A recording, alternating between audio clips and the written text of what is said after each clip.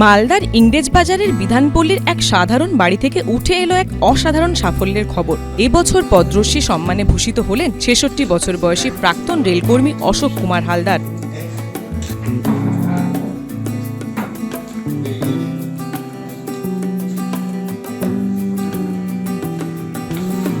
রেলের গার্ড থেকে সাহিত্যের আঙিনায় তার এই সফর যেমন রোমাঞ্চকর তেমনই অনুপ্রেরণার।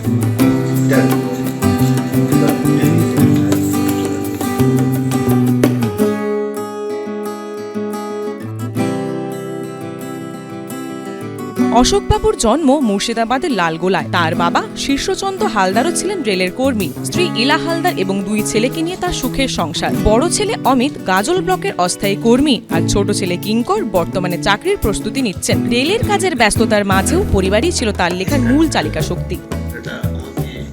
লেখার চিন্তা ভাবনা আমাকে রেলই দিয়েছে। রেলের এই কাজের ভিতর থেকেই আমি পেয়েছি, অটোমেটিকভাবে এসছে। আমি যখন প্রথম রেলওয়ে মালগাড়িতে কাজ করতাম, প্রথমে তো গুডস ট্রেনে কাজ করতে হয়, তারপরে প্রমোশন হয়ে mail express, passenger mail express হয়। তো গুডস ট্রেনে বিভিন্ন পাহাড় পর্বতে আমাদের কাজ হতো। যেমন এই আপনার বিহার ঝাড়খণ্ডের ভেতরে আমাদের যেতে হতো, বাঁকুড়ি, 3 পাহাড়, রাজমহল, মহারাজপুর, সাহেবগঞ্জ, এই সমস্ত জায়গার সাইডিং আছে রেলের, ওখানে পাথর লোডিং হয়। সেই সব জায়গায় বিভিন্ন এত সুন্দর প্রাকৃতিক দৃশ্য, সেটা যারা ওখানে গেছে তারাই কিন্তু সেটা উপলব্ধি করতে পারে, প্রাকৃতিক যে সৌন্দর্য। লালগোলা এমএন একাডেমি থেকে স্কুল জীবন শেষ করে 1985 সালে বহরমপুর KN কলেজ থেকে BSc পাস করেন তিনি। তার পরের বছরই যোগ দেন পূর্ব রেলের মালদা ডিভিশনে মালগাড়ির গার্ড হিসেবে। বিহার, ঝাড়খণ্ড আর বাংলার পাহাড় জঙ্গল ঘেরা নির্জন রেলপথে ডিউটি করার সময় থেকেই তার মনে জন্ম নেয় সাহিত্যের বীজ। নির্জন কোচে বসে দেখা সেই প্রকৃতি আর জীবনবোধই তাকে কলম ধরতে বাধ্য করে।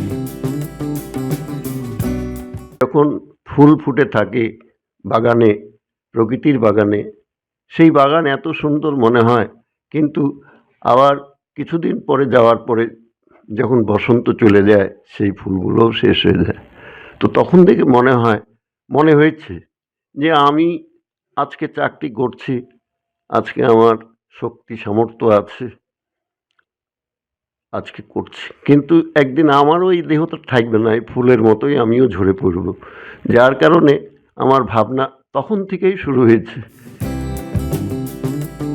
লেখালেখি শুরু করার পর আর পিছনে ফিরে তাকাতে হয়নি তাকে। আনন্দবাজার সহ পশ্চিমবঙ্গ ও ত্রিপুরার বিভিন্ন নামী পত্রিকায় 2,500-এর বেশি প্রবন্ধ প্রকাশিত হয়েছে তার। ইংরেজি ও বাংলা ভাষায় মোট 13টি বই লিখেছেন তিনি, যার মধ্যে 8টি ইংরেজি ও 5টি বাংলা। 2017 সালে প্রকাশিত তার অত্যন্ত গুরুত্বপূর্ণ বই the radical change of human society and with scientific observation তাকে আন্তর্জাতিক মহলে পরিচিতি এনে দেয়। আর্টিকেল লিখেছি প্রায় 2,500। এটা আমাদের পশ্চিমবাংলা এই আনন্দবাজার পত্রিকায়, তারপরে মালদা সমাচার একটা ডিস্ট্রিক্ট পত্রিকা আছে, আর পাশের রাজ্য ত্রিপুরা থেকেও আমার লেখা বেরিয়েছে। আমি ত্রিপুরা টাইমসে ইংরেজিতেও লিখতাম পত্রিকায়।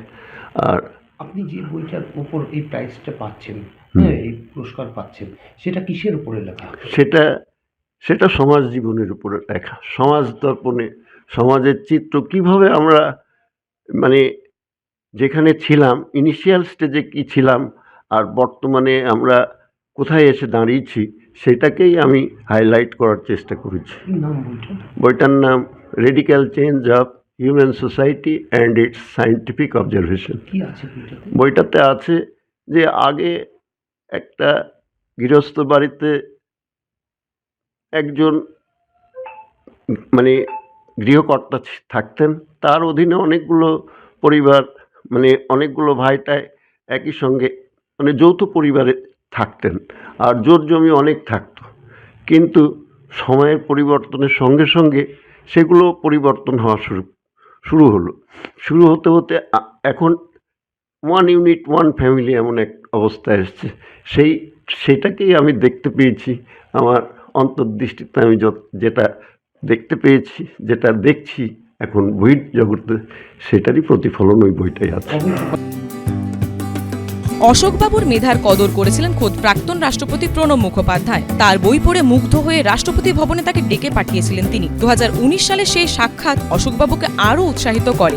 এরপর 2020 সালের জানুয়ারিতে প্রাক্তন উপরাষ্ট্রপতি তথা তৎকালীন রাজ্যপাল জগদীপ ধনখড়ের সঙ্গেও দেখা করেন তিনি। এই সাফল্যের কারিগর হিসেবে নিজের স্ত্রীর কথা বারবার বলেন অশোকবাবু। গত বছরের 27শে জুলাই স্ত্রী ইলা হালদারি কেন্দ্রীয় সরকারের কাছে পদ্মশ্রী সম্মানের জন্য অশোকবাবুর নাম আবেদন করেছিলেন। সেই আবেদনে সাড়া দিয়ে ভারত সরকার তাকে এই সর্বোচ্চ সম্মানে ভূষিত করেছে।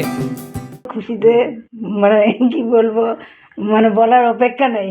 খুবই আনন্দ পেয়েছি। আমার বিয়ে হয়েছে 35 বছর ধরে, 30 বছর ধরে লিখছেন। কতটা সাহায্য করতেন ওনাকে? আমার বললাম না, যথেষ্ট সংসারের কোনো ওনাকে কোনো কাজ মানে দায়িত্ব আমরা দিতাম না। সমস্ত আমরা নিজেরা ছেলে আর আমি মিলে মানে ভাগাভাগি করে আমরা কাজ করে নিতাম। যখন উনি ডিউটিতে যেতেন, হ্যাঁ, তখন ফিরে আসতেন, তারপরে লিখতেন, কি মনে পড়ছে কিরকম? খুবই মনে পড়তো যে সারা রাত জেগে একবার ডিউটি করে আসতো, আবার সারা রাত জেগে লিখছে।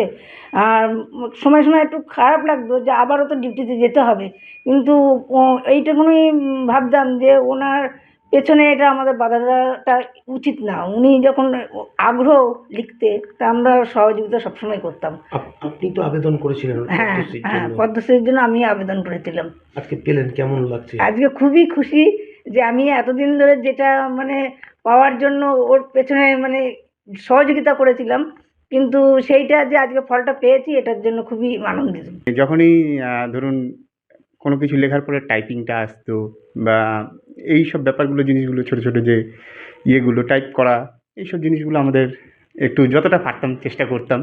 আমার ভাইও থাকতো সবসময়, তো মানে ভাই সবসময় ছায়াসঙ্গী হয়ে থাকতো।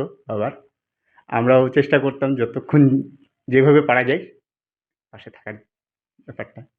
আপনি কি চান বাবা আরও লিখুক? আরও লিখুক, আগে আরও মানে জনগণের জন্য, মানে সমাজের জন্য লিখতে যাতে পারে, আরও সমাজকে যাতে দিতে পারে, মানে যত এগিয়ে যাবে মানে আমাদের তত ভালো লাগবে। পেশায় রেলের গার্ড হলেও মননে তিনি একজন সাধক। তার এই প্রাপ্তি মালদা জেলা তথা গোটা বাংলার গর্ব। কঠোর পরিশ্রম আর সাধনা থাকলে যে সাফল্যের শিখরে পৌঁছানো যায়, অশোক কুমার হালদার আজ তার জীবন্ত উদাহরণ। Somak Lahiri, ABP live, Malda. ABP Ananda, এগিয়ে থাকে, এগিয়ে রাখে।